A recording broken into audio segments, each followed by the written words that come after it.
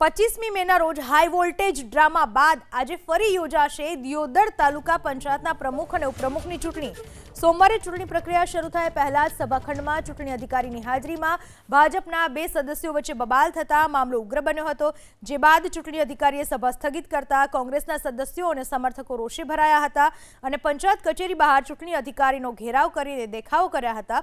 આ અંગે ચૂંટણી અધિકારીએ કોંગ્રેસના 10 આગેવાનો સામે ફરિયાદ નોંધાવી હતી। તમામ વિવાદો વચ્ચે આજે યોજાનાર ચૂંટણી ઉપર સૌની નજર છે। સાથે જ કચેરી આગળ 4 થી વધુ લોકોના ભેગા થવા ઉપર પ્રતિબંધ મૂકવામાં આવ્યો છે।